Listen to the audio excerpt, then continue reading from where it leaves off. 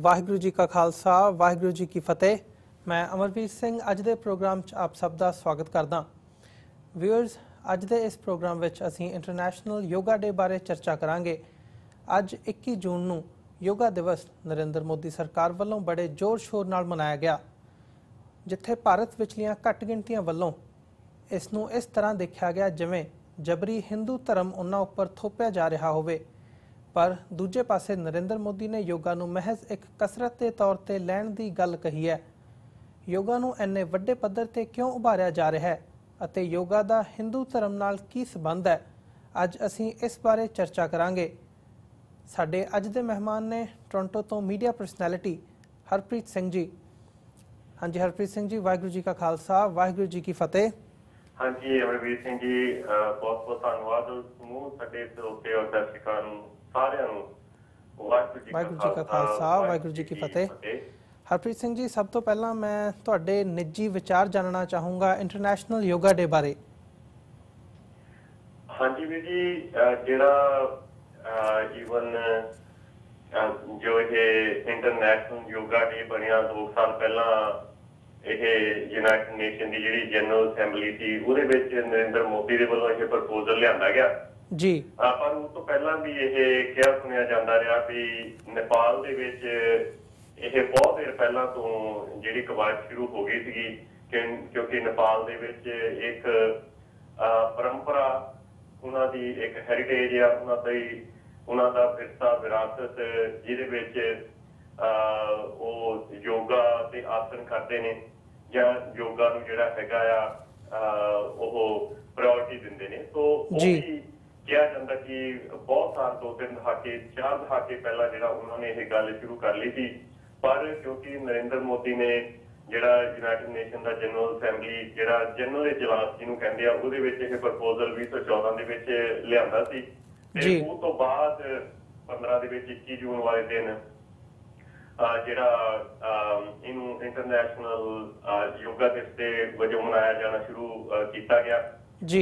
और काफी सारे देश 150-200 के करीब जेडे देश ने उन्होंने इस गल का समर्थन भी किया सी। भावें ये भी कहा जाता कि शायद इहो जी प्रपोजल जिहड़ा सीगा उन्होंने पहली बार एडा वड्डा हंगारा जिहड़ा हैगा UN असैंबली के ਜਿਹੜੇ ਦੁਨੀਆ ਦੇ ਦੇਸ਼ ਨੇ ਜਿਹੜੇ ਯੂਨਾਈਟਿਡ ਨੇਸ਼ਨ ਦੇ ਨਾਲ ਜੁੜੇ ਹੋਏ ਨੇ ਉਹਨਾਂ ਨੇ ਐਡਾ ਫਰਮਾ ਜਿਹੜਾ ਹੰਗਾਰਾ ਆ ਉਹ ਦਿੱਤਾ। ਇਹ ਤਾਂ ਗੱਲ ਸੀਗੀ ਕਿ ਇੰਟਰਨੈਸ਼ਨਲ ਜਿਹੜਾ ਯੋਗਾ ਦਿਵਸ ਹੈਗਾ ਉਹ ਕਿਵੇਂ ਮਨਾਉਣਾ ਸ਼ੁਰੂ ਕੀਤਾ ਗਿਆ। ਇਹ ਤਾਂ ਅਜੇ ਸ਼ੁਰੂਆਤ ਹੈ ਔਰ ਆਉਣ ਵਾਲੇ ਸਮੇਂ ਦੇ ਵਿੱਚ ਇਹਦੇ ਵੱਖਰੇ ਵੱਖਰੇ ਪਹਿਲੂ ਹੋਰ ਵੀ ਸਾਨੂੰ ਨਜ਼ਰ ਆਉਣਗੇ। ਭਾਵੇਂ ਕਿ ਜੇਕਰ ਅਸੀਂ ਪਾਛੀ ਝਾਤ ਮਾਰਦੇ ਹਾਂ ਪੂਰੀ ਦੁਨੀਆ ਦੇ ਵਿੱਚ, ਪੂਰੀ ਦੁਨੀਆ ਦੇ ਵਿੱਚ ਜਿਹੜੀ ਯੋਗਾ ਹੈਗੀ ਆ ਉਹਨੂੰ ਜੇ ਬਾਹਰਲੇ ਮੁਲਕ ਨੇ ਵੈਸਟਰਨ ਜਿਹੜੀਆਂ ਕੰਟਰੀਜ਼ ਨੇ ਉਹਨਾਂ ਦੇ ਵਿੱਚ ਬਿਲਕੁਲ ਉਸੇ ਤਰ੍ਹਾਂ ਨਾਲ ਲਿਆ ਜਾਂਦਾ ਜਿਵੇਂ ਡਾਂਸ ਨੂੰ ਲਿਆ ਜਾਂਦਾ, ਜਿਵੇਂ ਜਿਮ ਨੂੰ ਲਿਆ ਜਾਂਦਾ ਕਿ ਜਿਮ ਦੇ ਵਿੱਚ ਜਾਣਾ ਕਸਰਤ ਕਰਨੀ ਆ। ਕੁਝ ਇੱਕ ਸਰੀਰ ਦੀਆਂ ਕਸਰਤਾਂ ਜ਼ਰੂਰੀ ਨੇ ਤੇ ਕੁਝ ਇੱਕ ਮਨ ਦੀਆਂ ਕਸਰਤਾਂ ਜ਼ਰੂਰੀ ਨੇ। ਮਨ ਔਰ ਤਨ ਦੀ ਸਿੰਕਰੋਨਾਈਜੇਸ਼ਨ ਜਿਹੜੀ ਹੋਣੀ ਆ ਉਹ ਬਹੁਤ ਜ਼ਰੂਰੀ ਆ। ਜਿਹੜੇ ਬਾਹਰਲੇ ਮੁਲਕ ਨੇ ਉਹਨਾਂ ਦੇ ਵਿੱਚ ਇਸੇ ਚੀਜ਼ ਦੇ ਵੱਲ ਕੇਂਦਰਿਤ ਹੋ ਕੇ ਆਪਣਾ ਧਿਆਨ ਇੱਧਰਲੇ ਪਾਸੇ ਲਗਾ ਕੇ ਇਹ ਚੀਜ਼ ਸ਼ੁਰੂ ਕੀਤੀ ਆ। ਉਹਨਾਂ ਨੇ ਕਰਨੀ ਵੀ ਇਸੇ ਤਰੀਕੇ ਦੇ ਨਾਲ ਹੈ। ਪਰ ਜਿਹੜਾ ਭਾਰਤ ਦੇ ਵਿੱਚ ਇਹਦੇ ਵਿੱਚ ਯੋਗਾ ਦੇ ਆਸਣਾਂ ਦੇ ਥੱਲੇ ਜਾਂ ਯੋਗਾ ਦੀ ਕਾਰਵਾਈ ਦੇ ਥੱਲੇ ਜਿਹੜੀ ਹਿੰਦੂਤਵੀ ਸੋਚ ਨੂੰ ਮਤਲਬ ਕਿ ਵਧਾਉਣਾ ਉਹ ਉਹਨਾਂ ਦਾ ਮੇਨ ਆਬਜੈਕਟਿਵ, ਮੇਨ ਸੰਕਲਪ ਜਿਹੜਾ ਹੈਗਾ ਉਹਨਾਂ ਦਾ ਉਹ ਰਹੇਗਾ। ਜਿਹੜੀਆਂ ਕਿ ਜਿਹੜੀਆਂ ਆਉਣ ਵਾਲੇ ਸਮੇਂ ਦੇ ਵਿੱਚ ਦੁਸ਼ਵਾਰੀਆਂ ਹੋਣਗੀਆਂ, ਆਉਣ ਵਾਲੇ ਸਮੇਂ ਦੇ ਵਿੱਚ ਜਿਹੜੀਆਂ ਸਮੱਸਿਆਵਾਂ ਹੋਣਗੀਆਂ, ਆਉਣ ਵਾਲੇ ਸਮੇਂ ਦੇ ਵਿੱਚ ਜਿਹੜੀਆਂ ਕੰਪਲਿਕੇਸ਼ਨਸ ਹੋਣਗੀਆਂ ਉਹਨਾਂ ਨੂੰ ਅਸੀਂ ਨਜ਼ਰ ਅੰਦਾਜ਼ ਨਹੀਂ ਕਰ ਸਕਦੇ, ਕਿਉਂਕਿ ਉਹਨਾਂ ਚੀਜ਼ਾਂ ਨੇ ਸਾਡੀ ਸੋਚ ਦੇ ਉੱਤੇ ਸਾਡੇ ਸੱਭਿਆਚਾਰ ਦੇ ਉੱਤੇ ਅਸਰ ਅੰਦਾਜ਼ ਹੋਣਾ। ਜੀ ਹਰਪ੍ਰੀਤ ਸਿੰਘ ਜੀ, ਤੁਸੀਂ ਗੱਲ ਕੀਤੀ ਹੈ ਕਿ ਇੰਟਰਨੈਸ਼ਨਲੀ ਬਾਹਰਲੇ ਮੁਲਕਾਂ ਦੇ ਵਿੱਚ ਯੋਗਾ ਨੂੰ ਕਿਵੇਂ ਲਿਆ ਜਾਂਦਾ ਤੇ ਭਾਰਤ ਦੇ ਵਿੱਚ ਜਿਹੜਾ ਇਹ ਯੋਗਾ ਨੂੰ ਇੰਨਾ ਉਭਾਰ ਕੇ ਪੇਸ਼ ਕੀਤਾ ਜਾ ਰਿਹਾ ਉਹਦੇ ਪਿੱਛੇ ਮਕਸਦ ਕੀ ਹੈ। ਪਰ ਅਸੀਂ ਜਦੋਂ ਇਹਨੂੰ ਰਿਲੀਜਨ ਨਾਲ ਜਾਂ ਹਿੰਦੂ ਧਰਮ ਨਾਲ ਜੋੜ ਕੇ ਦੇਖਦੇ ਹਾਂ, ਜਿਵੇਂ ਕਿ ਬਹੁਤੀਆਂ ਘੱਟ ਗਿਣਤੀਆਂ ਵੱਲੋਂ ਇਹ ਮਹਿਸੂਸ ਕੀਤਾ ਗਿਆ ਕਿ ਹਿੰਦੂ ਧਰਮ ਉਹਨਾਂ ਦੇ ਉੱਪਰ ਥੋਪਿਆ ਜਾ ਰਿਹਾ ਇਸ ਯੋਗਾ ਦਿਵਸ ਦੇ ਥਰੂ, ਬਲਕਿ ਜਿਹੜਾ ਇਹਦਾ ਦੂਜਾ ਪਾਰਟ ਹੈਗਾ ਉਹ ਇਹ ਹੈ ਕਿ ਚੰਡੀਗੜ੍ਹ ਵਿਖੇ ਨਰਿੰਦਰ ਮੋਦੀ ਵੱਲੋਂ ਅਤੇ ਦਿੱਲੀ ਵਿਖੇ ਜਿਹੜੇ ਭਾਰਤ ਦੇ ਰਾਸ਼ਟਰਪਤੀ ਹੈਗੇ ਨੇ ਪ੍ਰਣਬ ਮੁਖਰਜੀ ਉਹਨਾਂ ਵੱਲੋਂ ਇਹਨੂੰ ਰਿਲੀਜਨ ਨਾਲੋਂ ਸੈਪਰੇਟ ਕਰਕੇ ਪੇਸ਼ ਕੀਤਾ ਗਿਆ। ਉਹਨਾਂ ਦਾ ਜ਼ੋਰ ਲੱਗਿਆ ਹੋਇਆ ਸੀ ਕਿ ਇਹਦਾ ਰਿਲੀਜਨ ਨਾਲ ਕੋਈ ਸੰਬੰਧ ਨਹੀਂ ਹੈਗਾ। ਤਾਂ ਜਿਹੜਾ ਮੇਰਾ ਕੁਐਸਚਨ ਹੈ ਤੁਹਾਡੇ ਕੋਲੋਂ ਉਹ ਹੁਣ ਇਹ ਹੈ ਕਿ ਹਿੰਦੂ ਧਰਮ ਦਾ ਯੋਗਾ ਦਾ ਹਿੰਦੂ ਧਰਮ ਦੇ ਨਾਲ ਕੀ ਸੰਬੰਧ ਹੈ, ਇਹਦਾ ਪਿਛੋਕੜ ਕੀ ਹੈ? ਵੀਰ ਜੀ ਦੇਖੋ, ਬਹੁਤ ਸਾਰੀਆਂ ਗੱਲਾਂ ਜਿਹੜੀਆਂ ਹਿੰਦੂ ਧਰਮ ਦੇ ਵਿੱਚ ਮਿੱਥ ਨੇ ਕਿ ਹਾਂ ਇਹਨੇ ਸ਼ੁਰੂ ਕਰ ਦਿੱਤਾ ਸੀ, ਉਹਨੇ ਸ਼ੁਰੂ ਕਰ ਦਿੱਤਾ ਸੀਗਾ ਜੀ। ਸ਼ਿਵ ਜੀ ਦੇ ਨਾਲ ਇਹਦਾ ਸਾਰਾ ਜਿਹੜਾ ਹੈਗਾ ਸੰਬੰਧ ਵੈਸੇ ਜੋੜਿਆ ਜਾਂਦਾ ਰਿਹਾ ਪੁਰਾਣੇ ਸਮਿਆਂ ਦੇ ਵਿੱਚ ਵੀ, ਜਾਂ ਹੁਣ ਦੇ ਸਮਿਆਂ ਦੇ ਵਿੱਚ ਵੀ ਇਹੀ ਕਿਹਾ ਜਾਂਦਾ ਕਿ ਜਿਹੜੇ ਇਹ ਆਸਣ ਸੀ 84 ਕਿਸਮ ਦੇ ਜਿਹੜੇ ਆਸਣ ਸੀਗੇ ਉਹ ਸ਼ਿਵ ਜੀ ਤੋਂ ਜਿਹੜੇ ਨੇ ਉਹ ਸ਼ੁਰੂ ਹੁੰਦੇ ਨੇ।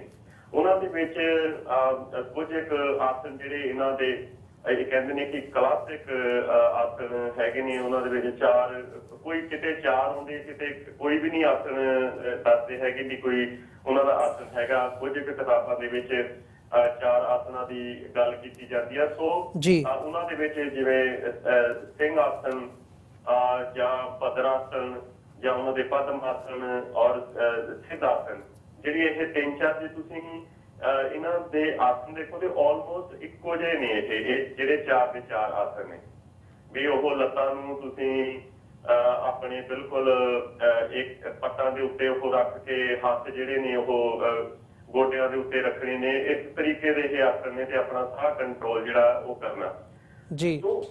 ਜੇਕਰ ਅਸੀਂ ਇਹਨੂੰ ਇੰਨੀ ਕੁ ਗੱਲ ਤੱਕ ਉਹ ਲੈ ਕੇ ਜਾਂਦੇ ਆ ਕਿ ਜੋ ਕੁਝ ਵੀ ਧਰਮਾਂ ਦੇ ਵਿੱਚ ਦੱਸਿਆ ਜਾਂਦਾ ਉਹ ਕੁਦਰਤ ਦੀ ਜਿਹੜੀ ਕਾਦਰ ਦੀ ਜਿਹੜੀ ਕੁਦਰਤ ਦੇ ਨਿਯਮ ਨੇ ਜੀ। ਵੀ ਕਿਸੇ ਨੂੰ ਕੋਈ ਲੱਭ ਗਈ, ਕਿਸੇ ਨੂੰ ਹਲਦੀ ਲੱਭ ਗਈ, ਕਿਸੇ ਨੂੰ ਲਸਣ ਲੱਭ ਗਿਆ, ਕਿਸੇ ਨੂੰ ਕੁਝ ਹੋਰ ਚੀਜ਼ਾਂ ਲੱਭ ਗਈਆਂ ਤੇ ਉਹਨਾਂ ਨੂੰ ਇਹ ਪਤਾ, ਉਹਨਾਂ ਨੂੰ ਇਲਹਾਮ ਹੋਇਆ ਕਿ ਇਹਨਾਂ ਚੀਜ਼ਾਂ ਦੇ ਵਿੱਚ ਜਿਹੜੇ ਕੁਝ ਇੱਕ ਗੁਣਕਾਰੀ ਤੱਤ ਨੇ, ਬੈਨੀਫੀਸ਼ੀਅਲ ਕੰਟੈਂਟਸ ਨੇ, ਜਿਨ੍ਹਾਂ ਦੇ ਨਾਲ ਬੰਦੇ ਦੇ ਸਰੀਰ ਦੀ ਫਲਾਨੀ ਜਿਹੜੀ ਬਿਮਾਰੀ ਜਿਹੜੀ ਆ ਉਹਦੇ ਤੋਂ ਨਿਜਾਤ ਮਿਲਦੀ ਹੈ। ਸੋ ਇਹ ਕੁਦਰਤ ਦੇ ਵਿੱਚ ਹੈ, ਸਾਰਾ ਕੁਝ ਕੁਦਰਤ ਦੇ ਵਿੱਚ ਹੈ। ਕਿਹੜਾ ਬੰਦਾ ਖੋਜਦਾ? ਜਿੱਦਾਂ ਹੁਣ ਇਹ ਤਾਂ ਹੈ ਨਹੀਂ ਵੀ ਜਿਹੜੀ ਜੇ ਨਿਊਟਨ ਨੇ ਗ੍ਰੈਵਿਟੀ ਖੋਜੀ ਸੀ ਤੇ ਇਹਦਾ ਮਤਲਬ ਇਹ ਆ ਵੀ ਗ੍ਰੈਵਿਟੀ ਦੇ ਉੱਤੇ ਕ੍ਰਿਸ਼ਨਾ ਦਾ ਹੱਕ ਹੋ ਗਿਆ ਜਾਂ ਜਿਊਸ ਦਾ ਜਿਹੜਾ ਹੈਗਾ ਉਹ ਹੱਕ ਹੋ ਗਿਆ ਐਨਰਜੀ ਦੇ। ਜੇਕਰ ਕਿਉਂਕਿ ਆਇਨਸਟਾਈਨ ਨੇ ਜਿਹੜਾ E=mc² ਖੋਜਿਆ ਸੀਗਾ, ਇਹਦਾ ਮਤਲਬ ਇਹ ਤਾਂ ਹੈ ਨਹੀਂ ਵੀ ਜਿਊਸ ਦਾ ਉਹਦੇ ਉੱਤੇ ਹੱਕ ਹੋ ਗਿਆ। ਸੋ ਇਸੇ ਤਰੀਕੇ ਦੇ ਨਾਲ ਕੁਦਰਤ ਦੀਆਂ ਜਿਹੜੀਆਂ ਉਸ ਕਾਦਰ ਦੇ ਜਿਹੜੇ ਨਿਯਮ ਨੇ, ਜਦੋਂ ਕੋਈ ਫੋਰਦਾ ਕੋਈ ਵੀ ਜਿਹੜਾ ਹੈਗਾ ਉਹ ਲਿਆ ਸਕਦਾ, ਜਿਹਨੂੰ ਵੀ ਰੈਵਲੇਸ਼ਨ ਹੁੰਦੀਆਂ ਨੇ, ਕਈ ਚੀਜ਼ਾਂ ਇਸ ਤਰੀਕੇ ਨਾਲ ਹੁੰਦੀਆਂ ਨੇ ਅਧਿਆਤਮਕ ਤੌਰ ਦੇ ਉੱਤੇ, ਪਰ ਉਹਦੇ ਤੇ ਫਿਰ ਇਹ ਨਹੀਂ ਹੈਗਾ ਕਿ ਕਿਸੇ ਦਾ ਹੱਕ ਹੋ ਜਾਂਦਾ। ਹੁਣ ਜੇ ਕਿਸੇ ਨੇ ਖੇਡਾਂ ਸ਼ੁਰੂ ਕੀਤੀਆਂ ਨੇ, ਇਹਦਾ ਮਤਲਬ ਇਹ ਤਾਂ ਨਹੀਂ ਵੀ ਉਹ ਖੇਡਾਂ ਇੱਕ ਪਾਰਟੀਕੂਲਰ ਜਿਹੜੀ ਇੱਕ ਕਮਿਊਨਿਟੀ ਦਾ ਜਾਂ ਭਾਈਚਾਰੇ ਦਾ ਜਾਂ ਕੌਮ ਦਾ ਉਹਦੇ ਤੇ ਉਹ ਹੱਕ ਹੋ ਜਾਂਦਾ। ਨਹੀਂ, ਇਸ ਤਰੀਕੇ ਨਾਲ ਨਹੀਂ ਹੁੰਦਾ ਕਿਉਂਕਿ ਸਰੀਰ ਸਾਂਝੇ ਨੇ ਜੀ। ਜੇਕਰ ਅਸੀਂ ਇਹੀ ਗੱਲ ਇੱਕ ਪਰ ਤੁਸੀਂ ਇੱਕ ਵਿੱਚ ਗੱਲ ਇਹ ਵੀ ਕੀਤੀ ਸੀਗੀ ਕਿ ਇਹਨੂੰ ਹਿੰਦੂ ਧਰਮ ਦੇ ਨਾਲ ਜੋੜ ਕੇ ਉਹ ਜਿਵੇਂ ਪ੍ਰਣਬ ਮੁਖਰਜੀ ਜਾਂ ਮੋਦੀ ਨੇ ਇਹ ਗੱਲ ਕੀਤੀ ਹੈ ਕਿ ਨਹੀਂ, ਹਿੰਦੂ ਧਰਮ ਦੇ ਨਾਲ ਜੋੜ ਕੇ ਨਹੀਂ ਦੇਖਣਾ ਚਾਹੀਦਾ। ਦੇਖੋ, ਜਦੋਂ ਕਨੀਨ ਦੀ ਗੋਲੀ ਦੇਣੀ ਹੁੰਦੀ ਹੈ ਨਾ ਬੱਚੇ ਨੂੰ, ਤੇ ਉਹ ਹਮੇਸ਼ਾ ਗੁੜ 'ਚ ਲਪੇਟ ਕੇ ਦਿੱਤੀ ਜਾਂਦੀ ਕਿਉਂਕਿ ਕੌੜੀ ਹੁੰਦੀ ਆ ਤੇ ਉਹ ਗੁੜ ਦੇ ਨਾਲ ਹੀ ਜਿਹੜੀ ਹੈਗੀ ਆ ਲਪੇਟ ਕੇ ਦਿੱਤੀ ਜਾਂਦੀ ਆ। ਇਹ ਵੀ ਚੀਜ਼ ਇਸੇ ਤਰੀਕੇ ਦੇ ਨਾਲ ਪਹਿਲਾਂ ਗੁੜ ਦੇ ਵਿੱਚ ਲਪੇਟ ਕੇ ਦੇਣੀ, ਫਿਰ ਧੱਕੇ ਨਾਲ ਖਿਲਾਉਣੀ ਆ। ਔਰ ਇਹ ਜਿਹੜਾ ਧੱਕੇ ਨਾਲ ਖਿਲਾਉਣ ਦੀ ਕਵਾਇਦ ਜਿਹੜੀ ਹੈਗੀ ਆ ਉਹ ਹਿੰਦੁਸਤਾਨੀਆਂ ਦੇ ਵਿੱਚ ਸ਼ੁਰੂਆਤੀ ਤੌਰ ਦੇ ਉੱਤੇ ਆ। ਹੁਣ ਜੇ ਅਸੀਂ ਨੂੰ ਇਸ ਚੀਜ਼ ਨਾਲ ਜੋੜਦੇ ਆ ਕਿ ਸਿਹਤਮੰਦ ਰਹਿੰਦਾ ਬੰਦਾ ਜੀ, ਤੇ ਕੀ ਜਿਹੜੇ ਚੀਨੇ ਨੇ ਉਹ ਯੋਗਾ ਕਰਕੇ ਸਿਹਤਮੰਦ ਨੇ, ਕਿ ਜਿਹੜੇ ਕਾਲੇ ਨੇ ਕੀ ਉਹ ਯੋਗਾ ਕਰਕੇ ਸਿਹਤਮੰਦ ਨੇ? ਜੇਕਰ ਅਸੀਂ ਭਾਰਤ ਦੇ ਵਿੱਚ ਵੀ ਲੈ ਆਉਂਦੇ ਆ ਤੇ ਕੀ ਜਿਹੜੇ ਲੋਕ ਭਾਰਤ ਦੇ ਵਿੱਚ, ਚਾਹੇ ਉਹ ਪਾਰਥੀਅਨ ਸੀਗੇ ਚਾਹੇ ਸਿੰਥੀਅਨ ਸੀਗੇ, ਕੀ ਉਹ ਯੋਗਾ ਕਰਦੇ ਹੁੰਦੇ ਸੀ ਤਾਂ ਕਰਕੇ ਉਹ ਤਕੜੇ ਸੀ? ਕੀ ਸਿਕੰਦਰ ਜਿਹੜਾ ਸੀ ਉਹ ਯੋਗਾ ਕਰਦਾ ਸੀ ਤਾਂ ਤਕੜਾ ਸੀ ਜੀ? ਬਹੁਤ ਸਾਰੀਆਂ ਇਸ ਤਰੀਕੇ ਨਾਲ ਅਸੀਂ ਹੁਣ ਦੀ ਗੱਲ ਕਰ ਲੈਂਦੇ ਆ। ਜੇਕਰ ਇਹ ਚੀਜ਼ ਇੱਕ ਸੰਕੇਤ ਹੈ ਕਿ ਹਾਂ ਜਿਹੜਾ ਯੋਗਾ ਕਰਦਾ ਉਹ ਸਿਹਤਮੰਦ ਹੁੰਦਾ, ਤੇ ਫਿਰ ਤੁਹਾਡੇ ਸਾਹਮਣੇ ਨੇ ਵੀ ਭਾਰਤ ਦੇ 1947 ਤੋਂ ਲੈ ਕੇ ਅੱਜ ਤੱਕ ਮੇਰਾ ਖਿਆਲ 47 ਸੋਨੇ ਦੇ ਤਗਮੇ ਨਹੀਂ ਹੋਣੇ ਅੱਜ ਤੱਕ 올림픽ਸ ਦੇ ਵਿੱਚ। 4 ਸਾਲਾਂ ਬਾਅਦ 올림픽ਸ ਜਿਹੜੀਆਂ ਹੁੰਦੀਆਂ ਨੇ, ਮੇਰਾ ਖਿਆਲ ਨਹੀਂ ਵੀ ਇਹਨਾਂ ਦੇ ਅੱਜ ਤੱਕ ਜਿਹੜੇ ਤਮਗੇ ਵੀ ਹੈਗੇ ਆ, ਜਿੰਨੇ ਕੁ ਸਾਲ ਇਹ ਖੇਡੇ ਉਨੇ ਤਮਗੇ ਵੀ ਇਹਨਾਂ ਦੇ ਹੋਣ। ਤੇ ਹੁਣ ਚਾਈਨੀਜ਼ ਤੁਸੀਂ ਦੇਖ ਲਓ ਕਿ ਉਹ ਯੋਗਾ ਕਰਦੇ ਨੇ ਤੇ ਤਕੜੇ ਨੇ। ਬਹੁਤ ਸਾਰੀਆਂ ਮਿੱਥਾਂ ਜਿਹੜੀਆਂ ਹੈਗੀਆਂ ਆ ਉਹ ਫੈਲਾਈਆਂ ਗਈਆਂ ਨੇ, ਔਰ ਉਹਨਾਂ ਮਿੱਥਾਂ ਦੇ ਵਿੱਚ ਇੱਕ ਮਿੱਥ ਇਹ ਆ, ਸਾਨੂੰ ਪ੍ਰੋਬਲਮ ਇਹ ਨਹੀਂ ਆ ਕਿ ਕੋਈ ਉਹ ਆਪਣੀ ਸਰੀਰਕ ਸਿੱਖਿਆ ਜਾਂ ਆਪਣੇ ਸਰੀਰ ਨੂੰ ਸੁਖੀ ਰੱਖਣ ਦੇ ਲਈ, ਸਰੀਰ ਨੂੰ ਆਪਣੇ ਨੂੰ ਹੈਲਥੀ ਰੱਖਣ ਦੇ ਲਈ, ਸਿਹਤਮੰਦ ਰੱਖਣ ਦੇ ਲਈ ਇਹ ਚੀਜ਼ਾਂ ਕੀਤੀਆਂ ਜਾ ਰਹੀਆਂ, ਪਰ ਉਸ ਚੀਜ਼ ਦੇ ਥੱਲੇ ਜਿਹੜੀ ਇਹ ਹਿੰਦੂਤਵ ਦੀ ਜਿਹੜੀ ਸੋਚ ਲਪੇਟ ਕੇ ਦਿੱਤੀ ਜਾ ਰਹੀ ਆ ਸਾਨੂੰ, ਸਾਡਾ ਕੰਸਰਨ ਉਹਦੇ ਨਾਲ ਆ। ਤੇ ਜੇ ਇਹ ਗੱਲ ਹੁੰਦੀ ਤੇ ਗੁਰੂ ਸਾਹਿਬਾਂ ਨੇ ਵੀ ਸਾਨੂੰ ਯੋਗਾ ਦੇ ਵਿੱਚ ਲੈ ਕੇ ਜਾਣਾ ਸੀ। ਉਹਨਾਂ ਦੀਆਂ ਤਾਂ ਯੋਗੀਆਂ ਦੇ ਨਾਲ ਇਹ ਗੱਲਾਂ ਹੁੰਦੀਆਂ ਨੇ, ਵਾਰਤਾਲਾਪ ਹੋਈ ਆ ਸਥਿਤ ਗੋਸ਼ਟ ਦੇ ਵਿੱਚ। ਹੁਣ ਜੇ ਮਨ ਤੇ ਤਨ ਦੀ ਸਿੰਕਰਾਈਜ਼ੇਸ਼ਨ ਦੇਖਣੀ ਆ ਤੇ ਉਹ ਮੈਨੀਫੈਸਟ ਹੋਣੀ ਚਾਹੀਦੀ ਆ ਬੰਦੇ ਦੇ ਅਸਲੀ ਉਹਦੇ ਕਾਰ ਵਿਹਾਰ ਦੇ ਵਿੱਚ ਜੀ। ਹੁਣ ਜੇ ਇੰਨਾ ਤਕੜੇ ਦੀ ਗੱਲ ਸੀਗੀ, ਫਿਰ ਕਿਉਂ ਨਾ ਇਹ ਅੰਗਰੇਜ਼ਾਂ ਨਾਲ ਲੜ ਪਏ? ਜੇ ਤਕੜਿਆਂ ਦੀ ਇਹ ਗੱਲ ਸੀ ਤਾਂ ਕਿਉਂ ਨਾ ਮੁਗਲਾਂ ਦੇ ਨਾਲ ਇਹ ਲੜ ਪਏ? ਕਿਉਂ ਇਹਨਾਂ ਦੀਆਂ ਜਿਹੜੀਆਂ 30,000 ਔਰਤਾਂ ਉਹਨਾਂ ਨੂੰ ਛੁਡਾ ਕੇ ਲਿਆਉਣਾ ਪਿਆ ਗਜ਼ਨੀ ਦੇ ਬਾਜ਼ਾਰਾਂ ਦੇ ਵਿੱਚੋਂ? ਕਿਉਂ ਨਾ ਉਦੋਂ ਲੜ ਪਏ? ਤੇ ਜੇ ਹੁਣ ਦੀ ਗੱਲ ਕਰਦੇ ਆ, ਇਹ ਕਹਿੰਦੇ ਨੇ ਕਿ ਹਾਂਜੀ ਜੀ ਪਤੰਜਲੀ ਅਸੀਂ ਕਰਦੇ ਆ, ਫਲਾਨਾ ਕਰਦੇ ਆ, ਉਹਦੇ ਨਾਲ ਭੁੱਖ ਨਹੀਂ ਲੱਗਦੀ, ਉਹਦੇ ਨਾਲ ਅਨੂਰਮ ਜਿਹੜਾ ਹੈਗਾ ਆ ਉਹ ਸਿੱਧੀ ਜਿਹੜੀ ਹੈਗੀ ਆ ਸਾਡੇ ਅੰਦਰ ਆਉਂਦੀ ਆ। ਤੇ ਅਨੂਰਮ ਹੀ ਜੇ ਇਹ ਲੈ ਕੇ ਆਉਣੀ ਆ ਤਾਂ ਫਿਰ ਕਿਉਂ ਨਾ ਉਹ ਤੋਂ 4 ਦਿਨ ਵੀ ਘੱਟ ਹੋਏ ਇਹਨਾਂ ਦੇ ਯੋਗੀ ਤੋਂ, ਰਾਮਦੇਵ ਤੋਂ 4 ਦਿਨ ਤੋਂ ਵੱਧ ਤਾਂ ਘੱਟ ਨਹੀਂ ਹੋਈ ਨਾ ਭੁੱਖ। ਉਹਦੇ ਨਾਲੋਂ ਜ਼ਿਆਦਾ ਤਾਂ 70 ਦਿਨਾਂ ਤੋਂ ਉੱਪਰ ਤਾਂ ਜਿਹੜੇ ਸ਼ਹੀਦ ਦਰਸ਼ਨ ਸਿੰਘ ਫੇਰੂਮਾਰ ਕੱਟ ਗਏ ਉਹ ਕਿਹੜੀ ਯੋਗਾ ਕਰਦੇ ਸੀ। ਸੋ ਬਹੁਤ ਵੱਡਾ ਇੱਕ ਮਿਸ ਇਨਫੋਰਮੇਸ਼ਨ ਦਾ ਗੁਬਾਰਾ ਜਿਹੜਾ ਉਹ ਛੱਡਿਆ ਗਿਆ। ਪਰ ਸਭ ਤੋਂ ਵੱਡੀ ਗੱਲ ਵੀਰ ਜੀ ਇਹ ਹੁੰਦੀ ਆ, ਜਿਹਦੀ ਲਾਠੀ ਹੁੰਦੀ ਆ ਉਹਦੀ ਮੱਝ ਹੁੰਦੀ ਆ, ਉਹਦੀ ਕੀ ਭੈਂਸ ਹੁੰਦੀ ਆ। ਔਰ ਅੱਜ ਜਿਹੜੀ ਹੈਗੀ ਆ ਉਹਨਾਂ ਦੀ ਲਾਠੀ ਆ, ਉਹਨਾਂ ਦੀ ਭੈਂਸ ਆ। ਜੋ ਕੁਛ ਉਹ ਮਰਜ਼ੀ ਕਹਿਣ ਉਹ ਸੱਚੇ ਲੋਕਾਂ ਨੇ ਮੰਨਣਾ। ਪਰ ਨਾਲ ਦੀ ਨਾਲ ਇਹ ਵੀ ਇੱਕ ਹੋਰ ਧਾਰਾ ਜਿਹੜੀ ਹੈਗੀ ਆ ਉਹ ਇਹ ਵੀ ਵਹਿ ਰਹੀ ਆ ਕਿ ਹਾਂ ਜੇਕਰ ਗੁਰੂਆਂ ਦੇ ਵੇਲੇ ਅਸੀਂ ਕਰਦੇ ਆ ਤੇ ਗੁਰੂਆਂ ਨੇ ਇਹ ਕੋਸ਼ਿਸ਼ ਕੀਤੀ ਆ ਆਪਣੇ ਜਿਹੜੇ ਸਿੱਖਾਂ ਨੂੰ ਇਸ ਗੱਲ ਦੇ ਬਾਰੇ ਬੜੀ ਬਹੁਤ ਮੈਂ ਇਹ ਕਹਾਂਗਾ ਕਿ ਦ੍ਰਿੜਤਾ ਦੇ ਨਾਲ ਇਹ ਗੱਲ ਕਹੀ ਆ ਕਿ ਤੁਸੀਂ ਉਸ ਰਾਸਤੇ ਤੇ ਨਹੀਂ ਜਾਣਾ ਜਿਹੜਾ ਰਾਸਤਾ ਤੇ ਬਣਨਾ। ਜੇ ਹੋਲੀ ਸੀ ਤੇ ਗੁਰੂ ਸਾਹਿਬਾਨਾਂ ਨੇ ਹੋਲਾ ਮਹੱਲਾ ਸ਼ੁਰੂ ਕਰਾਇਆ, ਹੋਈ ਆ ਗੱਲ। ਜੇ ਯੋਗਾ ਸੀ ਤੇ ਗੁਰੂ ਸਾਹਿਬ ਨੇ ਕੁਸ਼ਤੀਆਂ ਸ਼ੁਰੂ ਕਰਵਾਈਆਂ ਨੇ, ਉਹਨਾਂ ਨੇ ਘੋੜਸਵਾਰੀ ਸ਼ੁਰੂ ਕਰਾਈ ਆ, ਉਹਨਾਂ ਨੇ ਗੱਤਕਾ ਸ਼ੁਰੂ ਕਰਵਾਇਆ। ਕਿਉਂ? ਉਹ ਵੀ ਯੋਗਾ ਸ਼ੁਰੂ ਕਰਵਾ ਸਕਦੇ ਸੀ। ਜੇ ਤੁਸੀਂ ਮਨ ਨੂੰ ਸ਼ਾਂਤ ਕਰਨਾ ਤੇ ਉਹਦੇ ਵਿੱਚ ਗੁਰੂ ਸਾਹਿਬ ਨੇ ਸਿਮਰਨ ਦਾ ਉਪਦੇਸ਼ ਦਿੱਤਾ। ਜਿੰਨਾ ਗੁਰਬਾਣੀ ਦੇ ਵਿੱਚ ਕਾਮ, ਕ੍ਰੋਧ, ਲੋਭ, ਮੋਹ, ਹੰਕਾਰ, ਕਾਮ, ਕ੍ਰੋਧ, ਲੋਭ, ਮੋਹ, ਹੰਕਾਰ ਇਸੇ ਸੀਕੁਐਂਸ ਦੇ ਵਿੱਚ ਆ ਰਹੇ ਨੇ। ਔਰ ਉਹਨਾਂ ਨੂੰ ਕਾਮ, ਕ੍ਰੋਧ, ਲੋਭ, ਮੋਹ, ਹੰਕਾਰ ਦੇ ਉੱਤੇ ਕਾਬੂ ਪਾਉਣ ਦਾ ਜਿਹੜਾ ਇੱਕ ਤਰੀਕਾ ਦੱਸਿਆ ਉਹ ਸਿਰਫ ਤੇ ਸਿਰਫ ਸਿਮਰਨ ਦੱਸਿਆ ਕਿ ਮਨ ਜਿਹੜਾ ਹੈਗਾ, ਜੇ ਮਨ ਸ਼ਾਂਤ ਹੈ ਤੇ ਤਨ ਸ਼ਾਂਤ ਹੋਊਗਾ। ਅਦਰਵਾਈਜ਼ ਜਿੰਨੀ ਮਰਜ਼ੀ ਤੁਸੀਂ ਯੋਗਾ ਕਰ ਲਓ, ਜਿੰਨਾ ਮਰਜ਼ੀ ਅਸੀਂ ਰੌਲਾ ਪਾ ਲਈਏ, ਉਹਦੇ ਨਾਲ ਕੋਈ ਫਰਕ ਨਹੀਂ ਪੈਣਾ। ਜੇਕਰ ਫਰਕ ਪੈਣਾ, ਸਿੰਕਰੋਨਾਈਜ਼ੇਸ਼ਨ ਜਿਹੜੀ ਆ ਮਨ ਦੀ ਤਨ ਦੀ ਉਦੋਂ ਹੀ ਹੋਣੀ ਆ ਜਦੋਂ ਤੁਸੀਂ ਉਹ ਇੱਕ ਜੋਤ ਦੇ ਨਾਲ ਜੁੜਿਆ।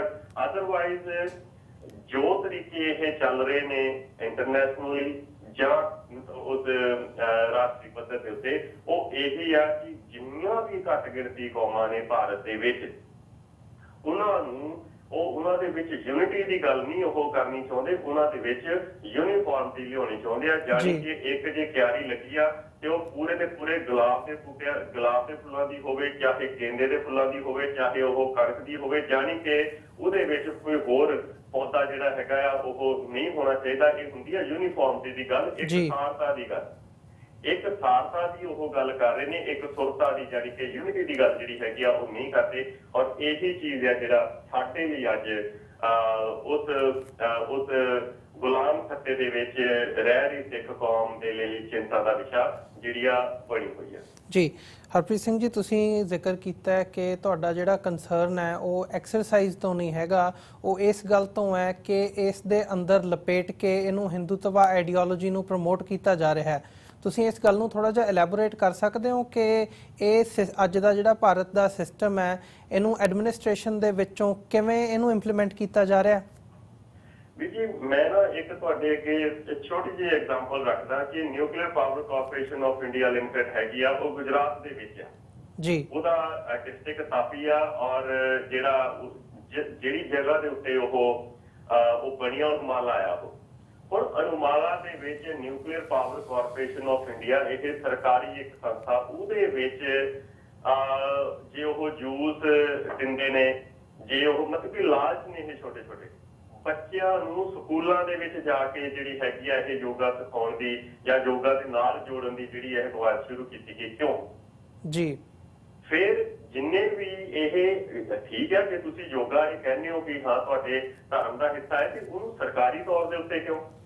ਅਸੀਂ ਅਮਰੀਕਾ ਦੇ ਵਿੱਚ ਰਹਿੰਦੇ ਹਾਂ ਕਿ ਕ੍ਰਿਸਚੀਅਨਿਟੀ ਇਹਨਾਂ ਦਾ ਸਰਕਾਰੀ ਧਰਮ ਹੈ, ਨਹੀਂ ਹੈ, ਉਹ ਨਹੀਂ ਥੋਪਦੇ, ਇਹ ਗੱਲ ਨੂੰ ਥੋਪਦੇ ਵੀ ਨਹੀਂ ਹੈਗੇ ਕਿਸੇ ਦੇ ਉੱਤੇ।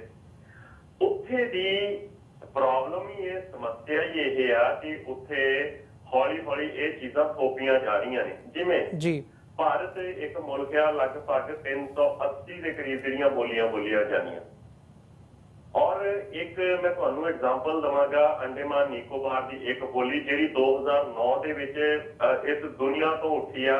ਉਹਨਾਂ ਦਾ 2009 ਦੇ ਵਿੱਚ ਉਹਨਾਂ ਦਾ ਅਖੀਰਲਾ ਬੰਦਾ ਜਿਹੜਾ ਹੈਗਾ ਉਹਦੀ ਮੌਤ ਹੁੰਦੀ ਆ। ਉਸ ਬੋਲੀ ਦਾ ਨਾਮ ਬੋਆ ਸੀ, ਔਰ ਇੰਨੀ ਰਿਚ ਬੋਲੀ ਸੀ ਕਿ ਉਹ ਜਿਹੜੀਆਂ ਏਦਾਂ ਦੀਆਂ ਬੋਲੀਆਂ ਨੇ, ਹੋਰ ਵੀ ਬਹੁਤ ਸਾਰੀਆਂ ਬੋਲੀਆਂ ਨੇ, ਉਹ ਹਿੰਦੀ ਨੇ ਨੱਪ ਲਈਆਂ ਨੇ। ਅਸਲ ਦੇ ਵਿੱਚ ਹਿੰਦੀ ਨੇ ਤਾਂ ਹੀ ਉਹ ਨੱਪ ਲਈਆਂ ਕਿਉਂਕਿ ਹਿੰਦੀ ਬਹੁਤ ਇੱਕ ਅਸੀਂ ਕਹੀਏ ਕਿ ਅਮੀਰ ਭਾਸ਼ਾ ਹੈ। ਉਹ ਤਾਂ ਨੱਪੀਆਂ ਗਈਆਂ ਕਿਉਂਕਿ ਇੱਕ ਸਾਜ਼ਿਸ਼ ਰਚੀ ਗਈ, ਉਹਨਾਂ ਦੇ ਵਿੱਚ ਕਨਸਪੀਰੇਸੀ ਇੱਕ ਰਚੀ ਗਈ, ਇੱਕ ਪਾਲਿਸੀ ਬਣਾਈ ਗਈ 1947 ਤੋਂ ਕਿ ਅਸੀਂ ਅੱਜ ਨਹੀਂ 50 ਸਾਲ ਬਾਅਦ 100 ਸਾਲ ਬਾਅਦ ਪੂਰੇ ਦੇ ਪੂਰੇ ਭਾਰਤ ਨੂੰ ਅਸੀਂ ਹਿੰਦੀ ਜਿਹੜਾ ਹੈਗਾ ਉਹ ਬੁਲਾਉਣੀ ਆ। ਜੀ ਕਹਿਣ ਦਾ ਮਤਲਬ ਇਹ ਆ ਕਿ ਕੱਲਾ ਫਿਜ਼ੀਕਲ ਤੌਰ ਦੇ ਉੱਤੇ ਨਹੀਂ ਵੀ ਹਾਂ ਅਸੀਂ ਸਰੀਰਕ ਤੌਰ ਦੇ ਉੱਤੇ ਜਿਹੜੀ ਹੈਗੀ ਆ ਉਹ ਹਿੰਦੂ ਤੋਂ ਵੀ ਬਣਨਾ ਜਾਂ ਹਿੰਦੂ ਜਿਹੜੇ ਹੈਗੇ ਆ ਹਿੰਦੂ ਮਤ ਗ੍ਰਹਿਣ ਕਰਨਾ। ਜੀ ਉਹ ਤੋਂ ਪਹਿਲਾਂ ਬਹੁਤ ਸਾਰੀਆਂ ਜਿਹੜੀਆਂ ਅੰਡਰਕਰੈਂਟਸ ਨੇ ਉਹ ਵੱਧਦੇ ਚਲੇ ਆ ਰਹੇ ਨੇ 1947 ਤੋਂ, ਕਦੀ ਬੋਲੀ ਦੇ ਤੌਰ ਦੇ ਉੱਤੇ, ਕਦੀ ਭਾਸ਼ਾ ਮਤਲਬ ਕਿ ਭਾਸ਼ਾ ਦੇ ਤੌਰ ਦੇ ਉੱਤੇ, ਕਦੀ ਕਲਚਰ ਦੇ ਤੌਰ ਦੇ ਉੱਤੇ, ਕਦੀ ਇੱਕ ਸਮੂਹਿਕ ਰੂਪ ਦੇ ਵਿੱਚ ਉਹਨਾਂ ਨੂੰ ਆਇਡੈਂਟੀਟੀ ਦੇਣ ਦੇ ਤੌਰ ਦੇ ਰੂਪ ਦੇ ਵਿੱਚ ਚਾਹੇ ਅਸੀਂ ਲੈਂਦੇ ਹਾਂ। ਤੇ ਇਹ ਜਿਹੜੀਆਂ ਹਰਕਤਾਂ ਨੇ ਉਹ 1947 ਤੋਂ ਸ਼ੁਰੂ ਹੋ ਗਈਆਂ, ਜਿਨ੍ਹਾਂ ਦਾ ਇੱਕ ਫਲੈਸ਼ ਪੁਆਇੰਟ ਸਾਨੂੰ ਹੁਣ ਨਜ਼ਰ ਆ ਰਿਹਾ। ਇਸ ਟਾਈਮ ਦੇ ਉੱਤੇ ਸ਼ਰੇਆਮ ਇਹ ਚੀਜ਼ਾਂ ਹੋ ਰਹੀਆਂ ਕਿ ਸਾਡੇ ਬਹੁਤ ਸਾਰੇ ਸਰੋਤਿਆਂ ਨੂੰ ਜਾਂ ਦਰਸ਼ਕਾਂ ਨੂੰ ਇਸ ਗੱਲ ਦਾ ਪਤਾ ਕਿ ਜਿੰਨੇ ਵੀ DAV ਕਾਲਜ ਨੇ ਜਾਂ ਸਕੂਲ ਨੇ ਜੀ, ਮੈਂ ਖਾਸ ਕਰਕੇ ਮੈਂ ਗੱਲ ਕਰਦਾ, ਮੈਨੂੰ ਮੇਰੇ ਕਿਸੇ ਦੋਸਤ ਨੇ ਇਹ ਗੱਲ ਦੱਸੀ ਹੈ ਕਿ ਹਰਿਆਣਾ ਦੇ ਵਿੱਚ ਅੰਬਾਲਾ ਦੇ ਵਿੱਚ ਉਹਨਾਂ ਦੇ ਬੱਚੇ ਪੜ੍ਹਦੇ ਨੇ, ਔਰ ਅੰਬਾਲਾ ਦੇ ਵਿੱਚ ਉਸ DAV ਸਕੂਲ ਦੇ ਵਿੱਚ ਮਹਾਸ਼ਿਆਂ ਦੇ ਉਸ ਸਕੂਲ ਦੇ ਵਿੱਚ ਇਹ ਕੀਤਾ ਜਾਂਦਾ ਕਿ ਬੱਚਿਆਂ ਤੋਂ ਹਰ ਮਹੀਨੇ ਕੁਝ ਇੱਕ ਫੰਡ ਲਿਆ ਜਾਂਦਾ ਜਿਹੜਾ ਕਿ ਸਿੱਧਾ RSS ਨੂੰ ਜਾਂਦਾ ਜੀ। ਕਿਉਂ? ਇਹ ਸਰਕਾਰੀ ਤੌਰ ਦੇ ਉੱਤੇ ਜੇ ਇਸ ਚੀਜ਼ ਨੂੰ ਨੱਥ ਨਹੀਂ ਪੈ ਰਹੀ, ਜੇਕਰ ਉਹ ਆਪਣੇ ਆਪ ਨੂੰ ਇੱਕ ਸੈਕੂਲਰ ਸਟੇਟ ਦੱਸਦੀ ਆ, ਤੇ ਫਿਰ ਸਿੱਖਾਂ ਦੇ ਬੱਚਿਆਂ ਤੋਂ ਉਹ ਕਿਉਂ ਲਈਆਂ ਜਾਂਦੀਆਂ? ਕੀ ਕਾਰਨ ਹੈ ਕਿ ਯੂਨੀਫਾਰਮ ਇੱਕ ਇਤਿਹਾਸ ਪੜ੍ਹਾਇਆ ਜਾਂਦਾ ਜਿਨ੍ਹਾਂ ਦੇ ਵਿੱਚ ਸਿੱਖਾਂ ਦੇ ਜਿਹੜੇ ਗੁਰੂ ਨੇ ਉਹਨਾਂ ਨੂੰ ਡਾਕੂ ਵੀ ਦੱਸਿਆ ਜਾਂਦਾ, ਉਹਨਾਂ ਨੂੰ ਡਰਪੋਕ ਵੀ ਦੱਸਿਆ ਜਾਂਦਾ, ਉਹਨਾਂ ਦੇ ਵਿੱਚ ਜਿਹੜੇ ਇਹਨਾਂ ਦੇ ਜਿਹੜੇ ਸ਼ਿਵਾਜੀ ਮਰਾਠਾ ਵਰਗੇ ਨੇ ਜਿਹੜੇ ਤਲਵਾਰਾਂ ਪਾ ਕੇ ਜੇਲ੍ਹਾਂ ਦੇ ਵਿੱਚੋਂ ਭੱਜਦੇ ਨੇ, ਉਹਨਾਂ ਨੂੰ ਹੀਰੋ ਬਣਾ ਕੇ ਦਿਖਾਇਆ ਜਾਂਦਾ। ਕਿਉਂ ਲਾਲਾ ਲਾਜਪਤ ਰਾਏ ਵਰਗੇ ਜਿਹੜੇ ਲੋਕ ਨੇ ਉਹਨਾਂ ਨੂੰ ਸ਼ਹੀਦ ਬਣਾ ਕੇ ਪੇਸ਼ ਕੀਤਾ ਜਾਂਦਾ? ਕਿਉਂ ਨਹੀਂ ਲਾਲਾ ਹਰਦਿਆਲ ਵਰਗੇ ਜਿਨ੍ਹਾਂ ਨੇ ਗਦਰ ਪਾਰਟੀ ਨੂੰ ਧੋਖਾ ਦਿੱਤਾ ਉਹਨਾਂ ਨੂੰ ਅੱਜ ਵੀ ਬਹੁਤ ਵੱਡੇ ਜਿਹੜੇ ਕ੍ਰਾਂਤੀਕਾਰੀਆਂ ਦੇ ਵਿੱਚ ਲਿਆ ਕੇ ਸ਼ੁਮਾਰ ਕੀਤਾ ਹੈ? ਕਿਉਂ ਜਿਹੜੇ ਊਧਮ ਸਿੰਘ ਵਰਗੇ, ਕਰਤਾਰ ਸਿੰਘ ਸਰਾਭਾ ਵਰਗੇ ਜਿਨ੍ਹਾਂ ਨੇ ਸ਼ਹਾਦਤਾਂ ਕੀਤੀਆਂ ਨੇ, ਜਾਂ ਜਿਹੜੇ ਗਦਰੀ ਬਾਬੇ ਨੇ ਉਹਨਾਂ ਦੀਆਂ ਸ਼ਹਾਦਤਾਂ ਕੀਤੀਆਂ ਨੇ, ਉਹਨਾਂ ਨੂੰ ਕੀ ਕਾਰਨ ਨੇ ਕਿ ਉਹਨਾਂ ਨੂੰ ਪਿੱਛੇ ਰੱਖਿਆ ਜਾਂਦਾ? ਤੇ ਜਿਨ੍ਹਾਂ ਨੂੰ ਅੱਗੇ ਵੀ ਲੈ ਕੇ ਆਉਂਦਾ, ਜੇ ਬਾਬਾ ਬੰਦਾ ਸਿੰਘ ਬਹਾਦਰ ਨੂੰ ਅੱਗੇ ਲੈ ਕੇ ਆਉਂਦਾ ਜਾਂਦਾ ਤੇ ਉਹ ਵੀ ਲక్ష్మణ ਦਾਸ ਜਿਹੜਾ ਬੈਰਾਗੀ ਦੇ ਤੌਰ ਦੇ ਉੱਤੇ ਪੇਸ਼ ਕੀਤਾ ਜਾਂਦਾ। ਸੋ ਇਹ ਗੱਲਾਂ ਈਵਨ ਹਰੀ ਸਿੰਘ ਨਲੂਆ ਨੂੰ ਵੀ ਇਹਨਾਂ ਨੇ ਹੁਣ ਇਹ ਕਿਹਾ ਕਿ ਇਹ ਬਹੁਤ ਤਕੜਾ ਹਿੰਦੂ ਸੀ ਉਹ। ਤੁਸੀਂ ਇੰਟਰਨੈਟ ਇਹਨਾਂ ਚੀਜ਼ਾਂ ਦੇ ਨਾਲ ਭਰਿਆ ਪਿਆ। ਕਿਉਂ? ਕਾਰਨ ਸਿਰਫ ਇਹੀ ਆ ਕਿ ਚਾਹੇ ਉਦਾਹਰਨ ਦੀ ਲੈ ਕੇ ਆਂਦੀ ਜਾਵੇ, ਜਿਹੜੀਆਂ ਗੱਲਾਂ ਸਿੱਖਾਂ ਨੇ ਕੀਤੀਆਂ ਉਹਨਾਂ ਨੂੰ ਪੰਜਾਬੀਆਂ ਦਾ ਇਤਿਹਾਸ ਦਰਸਾਇਆ ਜਾ ਰਿਹਾ ਔਰ ਆਪਣੀ ਸਿੱਖਾਂ ਦੇ ਵਿੱਚ ਹੁਣ ਵੀ ਸਿੱਖਾਂ ਦੇ ਵਿੱਚ ਬਹੁਤ ਸਾਰੇ ਜਿਹੜੇ ਸਿੱਖ ਨੇ ਉਹ ਜਿਹੜਾ ਬੰਦ ਕੱਟੇ ਨੇ ਉਹ ਸਿੱਖਾਂ ਦੇ ਇਤਿਹਾਸ ਦੇ ਰੂਪ ਦੇ ਵਿੱਚ ਨਹੀਂ ਉਹਨਾਂ ਨੂੰ ਪ੍ਰਚਾਰ ਰਹੇ। ਉਹ ਪ੍ਰਚਾਰ ਨੇ ਕਿ ਪੰਜਾਬੀਆਂ ਦਾ ਇਹੋ ਜਿਹਾ ਇਤਿਹਾਸ ਹੈ ਕਿ ਉਹਨਾਂ ਦੇ ਬੰਦ ਕੱਟ ਹੋ ਜਾਂਦੇ ਨੇ, ਉਹਨਾਂ ਨੂੰ ਦੇਗਾਂ ਦੇ ਵਿੱਚ ਵੀ ਪੰਜਾਬੀਆਂ ਨੂੰ ਉਬਾਲ ਦੋ ਤੇ ਉਹ ਜਿਹੜੇ ਆਪਣੇ ਅਕੀਦੇ ਦੇ ਉੱਤੇ ਕਾਇਮ ਰਹਿੰਦੇ ਨੇ। ਨਹੀਂ, ਉਹ ਇਤਿਹਾਸ ਸਿੱਖਾਂ ਦਾ ਜਿਨ੍ਹਾਂ ਦੇ ਮੂੰਹ ਦੇ ਵਿੱਚੋਂ ਇਹ ਗੱਲਾਂ ਕਢਾਈਆਂ ਜਾ ਰਹੀਆਂ ਸਿੱਖਾਂ ਦੇ, ਚਾਹੇ ਉਹ ਸਾਡੇ ਗਾਇਕ ਕਲਾਕਾਰ ਨੇ। ਗਾਇਕਾਂ ਨੂੰ ਤੁਸੀਂ ਇਹ ਦੇਖ ਲਓ, ਜਿੰਨੀਆਂ ਵੀ ਉਹ ਕਹੋਗੇ ਕੁਰਬਾਨੀਆਂ ਕੀਤੀਆਂ ਪੰਜਾਬੀਆਂ ਨੇ ਕੀਤੀਆਂ, ਪੰਜਾਬੀ ਤਾਂ 14 ਕਰੋੜ ਨੇ ਜੀ। ਕੀ ਉਹ ਕੁਰਬਾਨੀਆਂ ਜਿਹੜੇ ਬੰਦ ਕਟਵਾਏ ਗਏ ਕੀ ਉਹ ਪੰਜਾਬੀਆਂ ਦੇ ਘੱਟ ਹੋਏ ਸਨ? ਉਹਨਾਂ ਦੇ ਪੰਜਾਬੀ ਹੋਣ ਕਰਕੇ ਬੰਦ ਨਹੀਂ ਸੀ ਘੱਟ ਹੋਏ, ਉਹਨਾਂ ਦੇ ਸਿੱਖ ਹੋਣ ਕਰਕੇ ਬੰਦ ਘੱਟ ਹੋਏ ਸੀਗੇ। ਉਹ ਜਿਹੜੇ ਉਪਰਲੀਆਂ ਦੇਗਾਂ ਦੇ ਵਿੱਚ ਉਪਲੇ ਸੀ ਉਹ ਤਾਂ ਨਹੀਂ ਸੀ ਉਪਲੇ ਕਿ ਉਹ ਪੰਜਾਬੀ ਸੀ, ਉਹ ਤਾਂ ਉਪਲੇ ਸੀ ਕਿਉਂਕਿ ਉਹ ਸਿੱਖ ਸੀ। ਪਰ ਅੱਜ ਅਸੀਂ ਇਤਿਹਾਸ ਨੂੰ ਮੋੜਾ ਦੇ ਰਹੇ ਹਾਂ, ਅੱਜ ਅਸੀਂ ਆਈਡੀਓਲੋਜੀ ਨੂੰ ਮੋੜਾ ਦੇ ਰਹੇ ਹਾਂ। ਅਸਲ ਦੇ ਵਿੱਚ ਸਾਰੀਆਂ ਗੱਲਾਂ ਜਿਹੜੀਆਂ ਨੇ ਉਹ ਥੋਪੀਆਂ ਜਾ ਰਹੀਆਂ ਨੇ ਤਾਂ ਕਿ ਆਉਣ ਵਾਲੇ ਸਮੇਂ ਦੇ ਵਿੱਚ ਉਸ ਰਾਸ਼ਟਰ ਦੇ ਵਿੱਚ ਇੱਕ ਸੁਰਤਾ ਦੀ ਬਜਾਏ ਇੱਕ ਸਾਰਤਾ ਜਿਹੜੀ ਆ ਉਹ ਨਜ਼ਰ ਆਵੇ, ਯੂਨਿਟੀ ਦੀ ਜਗ੍ਹਾ ਯੂਨੀਫਾਰਮਿਟੀ ਜਿਹੜੀ ਆ ਉਹ ਨਜ਼ਰ ਆਵੇ, ਚਾਹੇ ਉਹ ਹਿੰਦੀ ਦੇ ਰੂਪ ਦੇ ਵਿੱਚ ਹੋਵੇ, ਚਾਹੇ ਉਹ ਯੋਗਾ ਦੇ ਰੂਪ ਦੇ ਵਿੱਚ ਹੋਵੇ। ਇਹ ਜਿਹੜੇ ਹੈਗੇ ਆ ਇਹ ਸਿੱਖ ਕੌਮ ਦੇ ਅੱਗੇ ਨਹੀਂ, ਇਹ ਜਿੰਨੀਆਂ ਵੀ ਘੱਟ ਗਿਣਤੀਆਂ ਜਿਹੜੀਆਂ ਉੱਥੇ ਭਾਰਤ ਦੇ ਵਿੱਚ ਹੈਗੀਆਂ ਨੇ, ਜ਼ਿਆਦਾਤਰ ਜਿਹੜਾ ਇਹਦਾ ਅਸਰ ਆ ਉਹ ਭਾਰਤ ਦੇ ਵਿੱਚ ਹੋਣਾ, ਜਿਹਨੂੰ ਕਿ ਇੰਟਰਨੈਸ਼ਨਲ ਇੱਕ ਸਪੋਰਟ ਜਿਹੜੀ ਆ ਉਹ ਇਹਨਾਂ ਨੇ ਪ੍ਰੂਵ ਕਰਕੇ ਜਿਹੜਾ ਹੈਗਾ ਭਾਰਤ ਦੇ ਵਿੱਚ ਜਿਹੜੀਆਂ ਘੱਟ ਗਿਣਤੀਆਂ ਨੇ ਉਹਨਾਂ ਦਾ ਨਾਸ਼ ਜਿਹੜਾ ਹੈਗਾ ਉਹ ਇਹਨਾਂ ਨੇ ਕਰਨਾ। ਔਰ ਇਹੀ ਕਾਰਨ ਹੈ ਕਿ ਅੱਜ ਸਾਨੂੰ ਸਿੱਖਾਂ ਨੂੰ ਇਹਦੇ ਬਾਰੇ ਚਿੰਤਨ ਕਰਨ ਦੀ ਲੋੜ ਵੀ ਹੈ, ਚਿੰਤਾ ਕਰਨ ਦੀ ਜੋ ਲੋੜ ਵੀ ਹੈ ਤੇ ਜਾਗਣ ਦੀ ਲੋੜ ਵੀ ਹੈ। ਜੀ ਹਰਪ੍ਰੀਤ ਸਿੰਘ ਜੀ, ਤੁਸੀਂ ਗੱਲ ਕੀਤੀ ਹੈ ਕਿ ਇਹ ਯੂਨਿਟੀ ਦੀ ਥਾਂ ਤੇ ਯੂਨੀਫਾਰਮਿਟੀ ਵੱਲ ਵਧ ਰਹੇ ਨੇ, ਤੇ ਜਦੋਂ ਅਸੀਂ ਪੰਜਾਬ ਵੱਲ ਵੀ ਨਜ਼ਰ ਮਾਰਦੇ ਹਾਂ, ਅਸੀਂ ਸਿੱਖ ਕੌਮ ਦੀ ਗੱਲ ਕਰੀਏ ਤਾਂ ਅੱਜ ਜਿਹੜੀ ਸ਼੍ਰੀ ਗੁਰੂ ਗ੍ਰੰਥ ਸਾਹਿਬ ਯੂਨੀਵਰਸਿਟੀ ਹੈਗੀ ਹੈ, ਜਿਹੜੀ ਫਤਿਹਗੜ੍ਹ ਸਾਹਿਬ ਸਿਚੁਏਟਡ ਹੈ, ਉੱਥੇ ਵੀ ਯੋਗਾ ਦਿਵਸ ਮਨਾਇਆ ਗਿਆ। ਮਤਲਬ ਸ਼੍ਰੀ ਗੁਰੂ ਗ੍ਰੰਥ ਸਾਹਿਬ ਯੂਨੀਵਰਸਿਟੀ ਸਿੱਖੀ ਦੇ ਪ੍ਰਚਾਰ ਲਈ ਬਣਾਈ ਗਈ ਹੈ, ਸਥਾਪਿਤ ਕੀਤੀ ਗਈ ਹੈ, ਤੇ ਉੱਥੇ ਯੋਗਾ ਦਿਵਸ ਮਨਾਇਆ ਜਾਂਦਾ। ਇਹ ਜਿਹੜਾ ਮਤਲਬ ਐਂ ਕਹਿ ਲਓ ਕਿ ਜਿਹੜੀ ਅੱਜ ਪੰਜਾਬ ਦੇ ਵਿੱਚ ਰੂਲਿੰਗ ਪਾਰਟੀ ਹੈ, ਬਾਦਲ ਪਰਿਵਾਰ ਹੈ, ਉਹ RSS ਤੇ BJP ਦੀ ਝੋਲੀ ਦੇ ਵਿੱਚ ਪਿਆ ਹੋਇਆ, ਤੇ ਇਹਨੂੰ ਤੁਸੀਂ ਕਿਵੇਂ ਦੇਖਦੇ ਹੋ ਵੀ ਇਹ ਸਾਰੇ ਘਟਨਾਕ੍ਰਮ ਨੂੰ, ਸਿੱਖ ਕੌਮ ਨੂੰ ਇਸ ਘਟਨਾਕ੍ਰਮ ਦੇ ਵਿੱਚੋਂ ਕਿਵੇਂ ਕੱਢਿਆ ਜਾ ਸਕਦਾ ਹੈ? ਇਹ ਜਿਹੜੀ ਤੁਸੀਂ ਗੱਲ ਕਰ ਰਹੇ ਹੋ ਕਿ ਆਈਡੀਓਲੋਜੀ ਨੂੰ ਥੋਪਿਆ ਜਾ ਰਿਹਾ ਹੈ, ਇਸ ਤੋਂ ਕਿਵੇਂ ਬਚਾਇਆ ਜਾ ਸਕਦਾ ਹੈ? ਵੀਰ ਜੀ, ਮੇਰੇ ਹਿਸਾਬ ਦੇ ਨਾਲ, ਕਿਉਂਕਿ ਸਾਡੇ ਵਿੱਚ ਯੁੱਗ ਪੁਰਸ਼ ਤੇ ਕੋਈ ਹੈ ਨਹੀਂ, ਨਾ ਮੈਂ ਯੁੱਗ ਪੁਰਸ਼ ਹਾਂ, ਨਾ ਤੁਸੀਂ ਯੁੱਗ ਪੁਰਸ਼ ਹੋ, ਨਾ ਕੋਈ ਹੋਰ ਯੁੱਗ ਪੁਰਸ਼ ਜਿਹੜੇ ਸਾਥੋਂ ਆਪਾਂ ਜਰਨੈਲ ਸਿੰਘ ਖਾਲਸਾ ਭਿੰਡਰਾਂ ਵਾਲਿਆਂ ਵਰਗੇ ਜਿਹੜੀਆਂ ਸੰਸਥਾ ਰੂਪੀ ਸ਼ਖਸੀਅਤਾਂ ਨੇ ਜੀ, ਉਹ ਤਾਂ ਹੈ ਨਹੀਂ ਉਹ ਅੱਜ ਜਿਹੜਾ ਕਿ ਇਤਿਹਾਸ ਨੂੰ ਮੋੜਾ ਦੇਣ ਦੀ ਸਮਰੱਥਾ ਰੱਖਦੀਆਂ ਸਨ। ਸੋ ਤੁਸੀਂ ਇਹ ਸਵਾਲ ਕੀਤਾ ਕਿ ਕਿਸ ਤਰੀਕੇ ਦੇ ਨਾਲ ਇਸ ਗੇੜੇ ਤੋਂ ਬਾਹਰ ਨਿਕਲਿਆ ਜਾ ਸਕੇ। ਵੀ ਜੀ, ਸਭ ਤੋਂ ਵੱਡੀ ਗੱਲ ਜਿਹੜੀ ਮੈਂ ਇਹ ਸੋਚਦਾ ਜਾਂ ਜਿੰਨਾ ਕਿ ਮੇਰੀ ਸੋਚ ਦਾ ਦਾਇਰਾ ਉਹ ਇਹੀ ਕਹਿੰਦਾ ਕਿ ਅਸੀਂ ਘੱਟੋ ਘੱਟ ਗੱਲ ਕਰਦੇ ਰਹੀਏ ਜੀ। ਅੱਜ ਸਾਡੀ ਗੱਲ ਕੋਈ ਨਹੀਂ ਮੰਨ ਰਿਹਾ, ਕੋਈ ਗੱਲ ਨਹੀਂ, ਪਰ ਅਸੀਂ ਗੱਲ ਕਰੀਏ ਜੀ, ਅਸੀਂ ਗੱਲ ਕਰੀਏ ਬਾਰ-ਬਾਰ ਕਰੀਏ, ਕਿਉਂਕਿ ਸਿਚੁਏਸ਼ਨ ਜਿਹੜੀ ਹੈਗੀ ਆ ਨਾ ਉਹ ਹਰ ਇੱਕ ਬੰਦਾ ਦੇਖ ਰਿਹਾ। ਅੱਜ ਦੇਖੂਗਾ, ਕੱਲ ਦੇਖੂਗਾ, 2 ਸਾਲ ਬਾਅਦ ਦੇਖੂਗਾ, 4 ਸਾਲ ਬਾਅਦ ਦੇਖੂਗਾ, ਕਦੀ ਨਾ ਕਦੀ ਉਸ ਬੰਦੇ ਨੂੰ ਇਸ ਗੱਲ ਦੀ ਸਮਝ ਆਉਣੀ ਆ, ਕਿਉਂਕਿ ਜਿਹੜਾ ਸੇਕ ਹੈ ਨਾ ਕਦੀ ਨਾ ਕਦੀ ਉਹਦੇ ਝੱਗੇ ਤੱਕ ਪਹੁੰਚਣਾ ਹੀ ਪਹੁੰਚਣਾ। ਤੇ ਉਸ ਸਮੇਂ ਦੇ ਵਿੱਚ ਜਾ ਕੇ ਜਿਹੜੀ ਹੈਗੀ ਆ ਸਾਨੂੰ ਇਸ ਗੱਲ ਦਾ ਅਹਿਸਾਸ ਹੋਊਗਾ ਕਿ ਜਿਹੜੀਆਂ ਗੱਲਾਂ ਅਸੀਂ 8 ਸਾਲ ਪਹਿਲਾਂ ਕੀਤੀਆਂ ਸੀ ਔਰ ਲਗਾਤਾਰਤਾ ਦੇ ਨਾਲ ਉਹ ਕਰ ਰਹੇ ਆ, ਅੱਜ ਉਹਨਾਂ ਦਾ ਜਿਹੜਾ ਹੈਗਾ ਅਸਰ ਉਹ ਹੋਣਾ ਸ਼ੁਰੂ ਹੋ ਗਿਆ। ਹੁਣ ਜੇਕਰ ਅਸੀਂ ਇਹ ਗੱਲ ਕਰੀਏ ਕਿ 21 ਜੂਨ ਨੂੰ ਜੇ ਇਹ ਹਿੰਦੂਤਵੀ ਜਿਹੜੇ ਨੇ ਯੋਗਾ ਦਿਵਸ ਮਨਾਉਂਦੇ ਨੇ, ਤੇ 21 ਜੂਨ ਦੇ ਵਾਲੇ ਦਿਨ ਹੀ ਜਿਹੜਾ ਸਿੱਖਾਂ ਦੇ ਵੱਲੋਂ ਗੱਤਕਾ ਦਿਵਸ ਜਿਹੜਾ ਹੈਗਾ ਆ ਉਹ ਮਨਾਉਣਾ ਸ਼ੁਰੂ ਕਰਨਾ ਚਾਹੀਦਾ, ਕੀਤਾ ਵੀ ਆ, ਕਰਨਾ ਚਾਹੀਦਾ ਵੀ ਆ, ਔਰ ਇਹ ਇੱਕ ਕਵਾਇਦ ਬਣਨੀ ਚਾਹੀਦੀ ਆ। ਕਿਉਂਕਿ ਜਦੋਂ ਅਸੀਂ ਇਹ ਕਹਿੰਦੇ ਆ ਕਿ ਇੱਕ ਚੈਲੰਜ ਦੇ ਨਾਲ ਗੁਰੂ ਸਾਹਿਬਾਨਾਂ ਨੇ ਵੀ ਇੰਨਾ ਕੁਛ ਜਿਹੜੀ ਹੌਸਟੈਲਿਟੀ ਸੀ ਮੁਗਲਾਂ ਦੇ ਨਾਲ ਸੀ, ਪਰ ਜਦੋਂ ਬਾਅਦ ਦੇ ਵਿੱਚੋਂ ਇਹ ਹੁਕਮ ਜਿਹੜਾ ਹੈਗਾ ਆ ਇਹ ਸਾਡੇ ਇਤਿਹਾਸ ਦੇ ਵਿੱਚ ਆਉਂਦਾ, ਇਹ ਗੱਲਾਂ ਆਉਂਦੀਆਂ ਨੇ, ਜਦ ਇਹ ਕਹੇ ਵਿਪਰਨ ਕੀ ਰੀਤ ਮੈਂ ਨਾ ਕਰੂੰ ਤਿੰਨ ਕੀ ਪੱਟੀ ਜੀ, ਉਹਨਾਂ ਦੇ ਵਿੱਚ ਕੀ ਕਾਰਨ ਸੀ ਕਿ ਵਿਪਰ ਨੂੰ ਹੀ ਸਿੰਗਲ ਆਊਟ ਕੀਤਾ ਗਿਆ? ਕਿ ਕੋਈ ਨਾ ਕੋਈ ਤਾਂ ਕਾਰਨ ਹੋਣਗੇ ਨਾ ਗੁਰੂ ਸਾਹਿਬਾਨਾਂ ਦੇ ਕਿ ਉਹਨਾਂ ਦੀ ਇੰਨੀ ਹੌਸਟੈਲਿਟੀ ਜਿਹੜੀ, ਜੇ ਬੱਚੇ ਸ਼ਹੀਦ ਹੁੰਦੇ ਨੇ, ਸਾਹਿਬਜ਼ਾਦੇ ਸ਼ਹੀਦ ਹੁੰਦੇ ਨੇ ਤੇ ਮੁਗਲਾਂ ਨਾਲ ਲੜਾਈਆਂ ਹੁੰਦੀਆਂ ਨੇ। ਪਰ ਇਹ ਵੀ ਸਾਨੂੰ ਇੱਕ ਸਿਰਫ ਗਲਤ ਪ੍ਰੋਪੇਗੈਂਡਾ ਹੀ ਕੀਤਾ ਗਿਆ ਕਿ ਗੁਰੂ ਸਾਹਿਬਾਨਾਂ ਦੀਆਂ ਲੜਾਈਆਂ ਮੁਗਲਾਂ ਦੇ ਨਾਲ।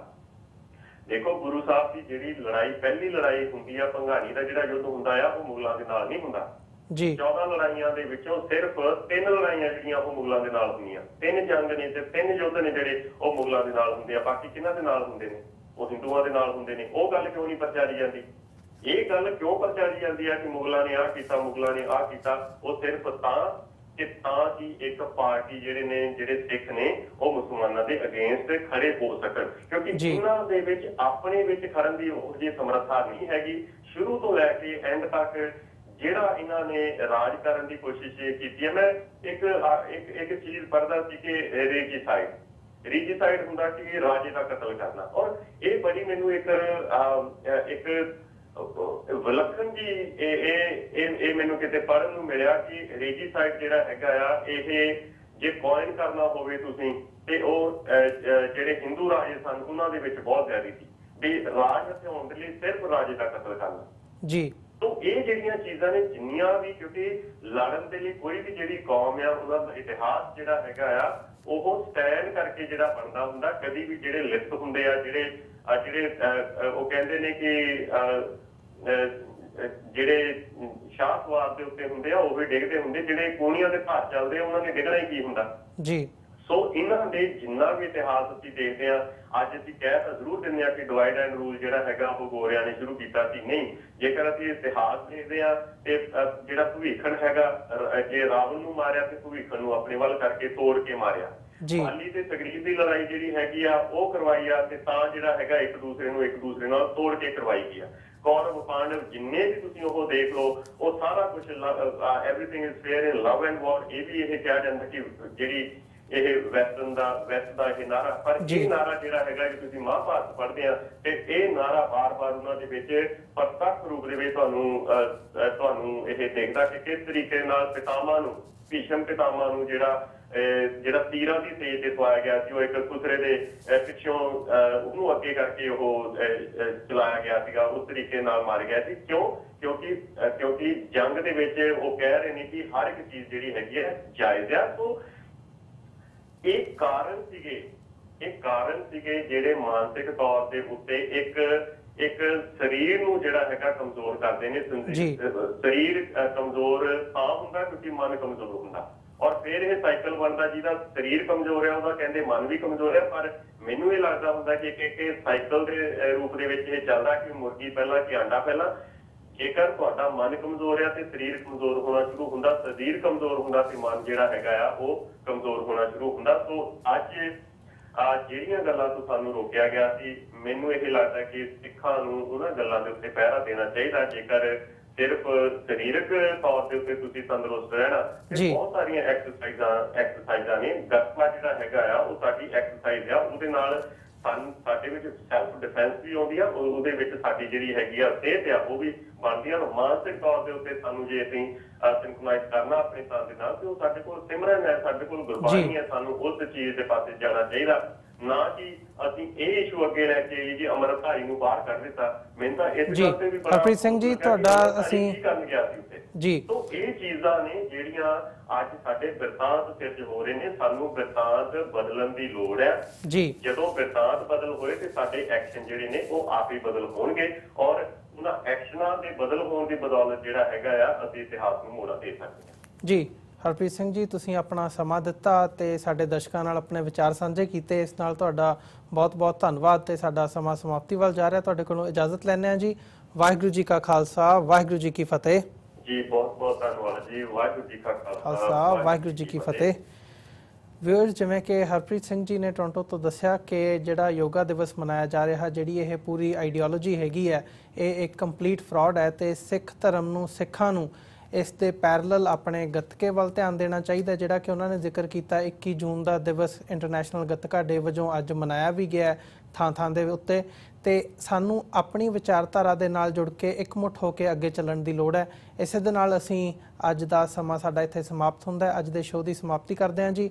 ਤੁਹਾਡੇ ਕੋਲੋਂ ਇਜਾਜ਼ਤ ਲੈਂਦੇ ਹਾਂ। ਵਾਹਿਗੁਰੂ ਜੀ ਕਾ ਖਾਲਸਾ, ਵਾਹਿਗੁਰੂ ਜੀ ਕੀ ਫਤਿਹ।